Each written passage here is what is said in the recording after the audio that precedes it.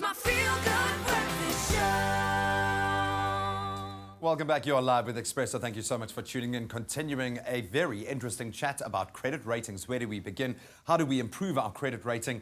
And what are some of the myths out there? Our certified financial planner, Grant van Zyl from The Wealth Room, joins us. There must be a lot of myths out there. Unfortunately, very confusing. As simple as it must be to you, I think to a lot of us, it can be a little bit bewildering. What are some of the myths we need to steer clear of? Yeah.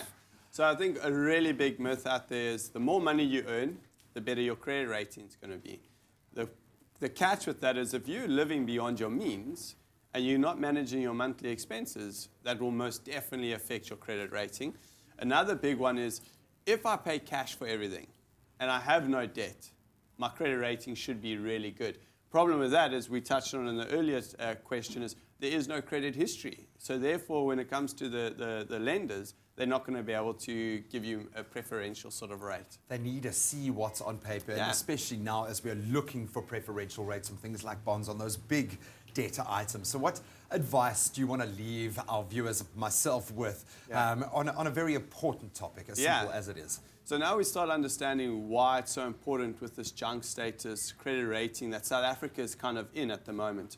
So with the tough economic times that we're kind of facing at the moment, it's going to be really easy for us to get into negative credit rating space with inflation kicking in and creating our lifestyle expenses way more than what we're used to. Doubling. Petrol doubling, food that's going to be doubling soon, maize going up. So there's a huge pressure on the economy. So we need to just be very conservative going into the next few years. Definitely. And then if you could give us one piece of advice for someone starting out on that financial path.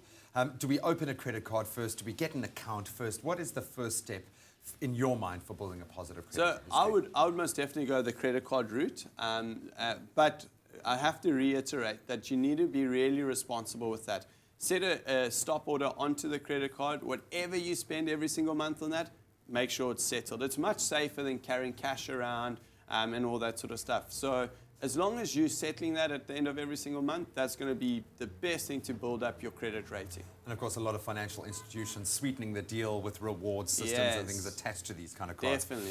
Grant, thank you so much, man. Absolute you really are a pleasure. tome of knowledge. If I can understand it, that we know that everyone out there can understand it, but this is something that all of us need to take cognizance of early on in our financial lives. Make sure that you're building a positive credit history and that you can pay back the debt that you are getting yourself into. Don't overextend yourself. Well, we're still going to have lots of fun and a whole lot of cuteness on the show this morning. Let's find out what's coming up.